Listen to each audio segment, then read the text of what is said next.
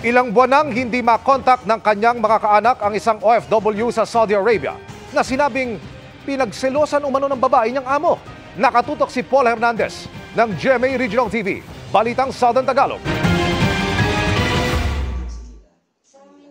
November 14, 2023, nagpadala ng mensahe sa kanyang pamilya ang 38 anyos na domestic helper sa Dammam, Saudi Arabia na si Divina Yap. Humihingi ng tulong dahil sa panganib na umunoy bibitayin siya roon.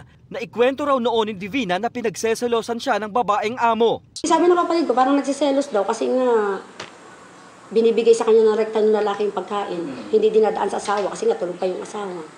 Pag nadating, baka yun ang kinagagalit ng babae. Mula noon, wala na raw silang narinig mula kay Divina at hindi na rin daw siya makontak. Ang huling nalaman nila, isinama daw siya ng kanyang amo sa Mecca. Magbabakasyon lang daw po sa ina ng babae ng 2 weeks. After 2 weeks, balik po sila ng Dammam. Niluludan ko lang siya sir dito, 200 weekly, para lang makapag-message sa amin ng text. Kahit sa text lang, kakamustahan kami magkapatid. Hindi akalain ng ina ni Divina na ang paghahangad na mabigyan ng magandang buhay ang pamilya, hahantong sa problema. Masakit sa akin yung anak ko eh. Mabait po yung anak ko. Masipag po at mabait yun, magalang. Para isipan na sa akin, ang isip ko, parang hindi sa makanagpunta eh. Parang nilito na yung anak ko. At isa, estimate ko lang. Parang kung saan na dinala yun. Nakipag-ugnayan na sila sa agency ni Divina pero wala daw ibinibigay sa kanilang impormasyon. Nitong huli po, na alam nila nagagalit na kami, sinasagot na po. Inaasikaso naman daw po nila, hindi naman daw po nila pinababayaan. Hininga namin ng pahayag ang agency ni Divina pero hindi pa sila sumasagot sa aming mga text at tawag. Dumulog na rin ang pamilya ni Divina sa Department of Migrant Workers o DMW. Hinihingan din namin ang pahayag ng DMW kaugnay ng kasong ito. Para sa GMA Integrated News, Paul Hernandez ng GMA Regional TV, Balitang Southern Tagalog, nakatutok 24 oras. Pumapasok po sa pagnenegosyo ang ibang naghahanap ng ekstrang mapagkakakitaan. Sa mga nangangapa sa pagpapatakbo o nag-iisip pa ng negosyo, may tips po ang ilang negosyanteng dumalo sa isang business expo sa Pasay. At nakatutok si Bernadette Reyes. May full-time job si Angel bilang sales manager, pero bilang single mom, naghahanap siya ng ekstrang pagkakakitaan. Hindi naman permanent na doon ako sa job na yon. So soon gusto ko meron ako sarili na. And yun naman yung ipang support ko sa 2 kids ko. Dito sa 14th Philippine SME Business Expo, mahigit 120 na exhibitors ang makapagbibigay ng business ideas para sa mga nais magnegosyo. Si Marga halimbawa, humina ang clothing business noong magsimula ang pandemic, pero nakaisip na magnegosyo ng home and personal care products. Ngayon nagsusupply na siya ng kanyang mga produkto sa mga hotels. You can start as small as 5,000 pesos. Kasi our products are like the soap, it's only 165, the hand soap 200 ml, the lotion 185, the candles 450. Kabilang sa mga pinupuntahan dito sa 14th Philippine SME Business Expo ay ang mga franchise businesses kagaya nito na meron ng subok na sistema at pasok pa sa budget ng mga Pilipino. Since medyo business-minded ako, medyo attractive ako dun sa mga franchise. Ang bigasan na ito halimbawa nagsimula lang din bilang isang maliit na negosyo pero ngayon nagpapa-franchise na at mayroon ng 500 branches. Magandang opportunity po ito sa mga OFW kasi po less risk yung ating negosyo. Kasi napakabenta po ngayon ng bigas. Lahat naman po ng Pinoy kumakain ng kanin, di ba? Bukod sa mga business ideas, makakapulot rin dito ng mga solusyon sa mga problema sa negosyo tulad ng paano makakapagbenta online. Kunyari, they have an e-commerce website. Makakatulong to kasi kung marami kayong products na binibenta, matatrack nyo siya, may mga reports na pwede nilang tingnan para ma-analyze din nila kung ano ba yung what works and not. Our main goal is to provide a platform for businesses to showcase their business solutions and at the same time to encourage the aspiring entrepreneurs, business owners, companies to gather in this event, look for different ways on how they can grow. Para sa GMA Integrated News, Bernadette Reyes, nakatutok 24 oras. Kulang po ang isang araw para bigyang pugay ang lahat ng mga ina. Pero hayaan niyong ibahagi namin ang isang inspiring na kwento 3 araw bago ang Mother's Day. Tungkol po ito sa nanay na higit pa sa pamilya ang ipinaglalaban para mapagtapos ang 6 na anak. Tinutukan niya ni Ian Cruz. Lakas ng katawan at kalooban, samahan ng sipag at tiyaga sa paglalabandera at iba pang pagkakakitaan. Yan ang puhunan ng 67 anyos sa si Malu Certeza sa pagtaguyod ng kanyang pamilya. Ang 6 niyang anak, lahat nakapagtapos ng pag-aaral sa pamamagitan ng paglalabada.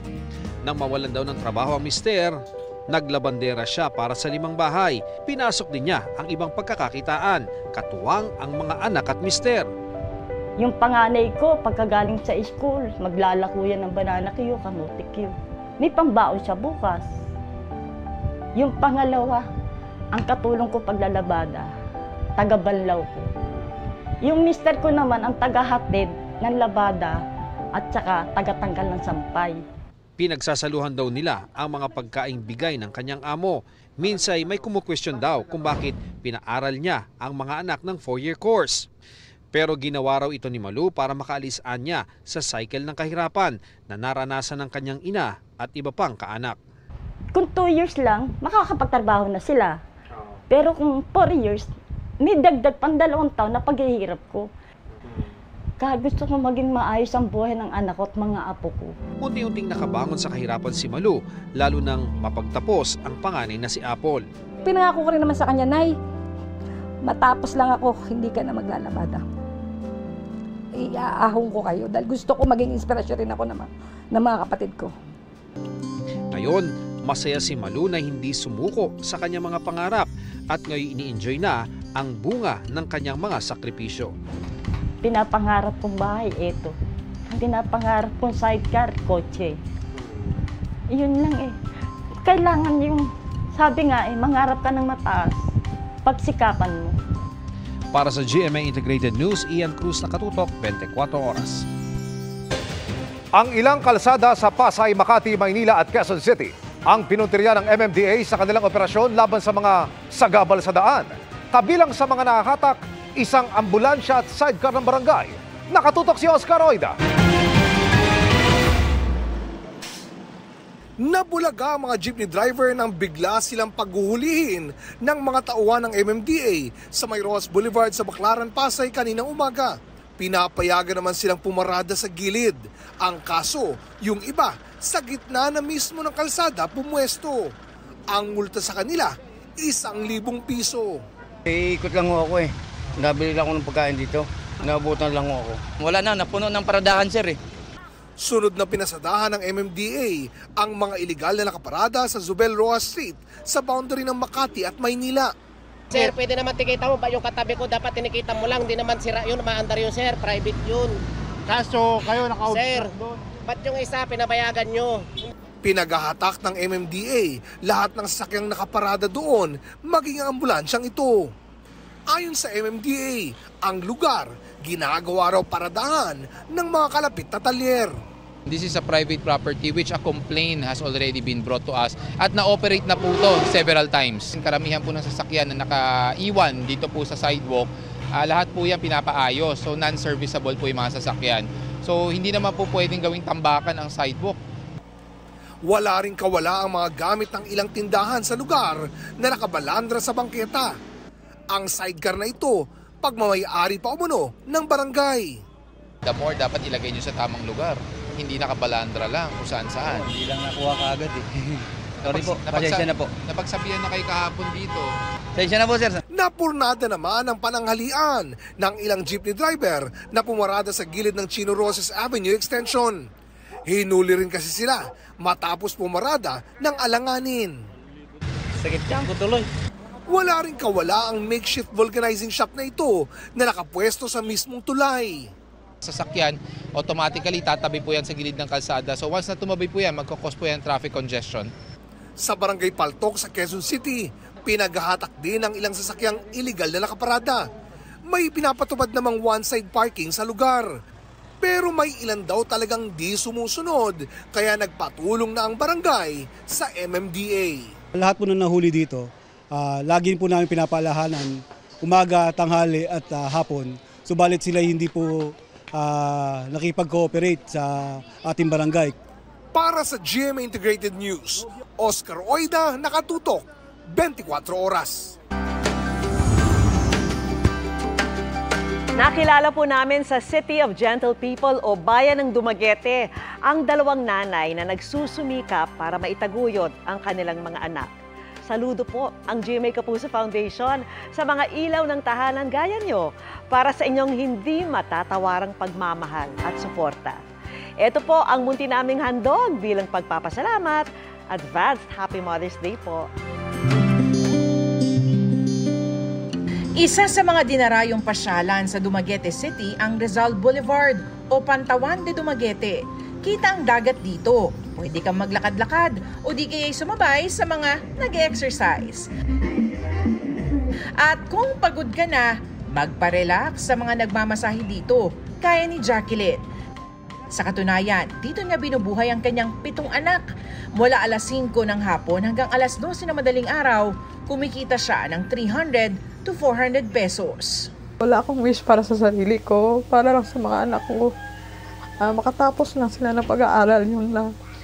Masaya na ako doon. Dito pa rin sa Rizal Boulevard, nagtitinda naman ng street food na tempura si Daisy. Dito rin niya kinukuha ang pantustos sa 9 na anak. Nagsisimula ako nagtitinda ng tempura noong nag-umpisa noong 1995. Tapos hanggang ngayon, simula alas 5 hanggang alas 5 ng umaga. So bilang bali isang buong gabi, wala akong tulog. Ngayong Mother's Day, day off muna si Jacqueline, Daisy at iba pa nilang kasamahan. Handog natin ang libreng pap smear at breast examination para sa mahigit 200 na nanay. Katuwang ang diagnostic care and laboratory services. With the increasing cases of cervical cancer, it's very important to have the pap smear done. With the lifestyles that we have, increasing talaga yung mga cases sa breast cancer. That's why it's very important to have self-breast exam. At syempre, may sorpresa rin tayo para kay Jacqueline at Daisy.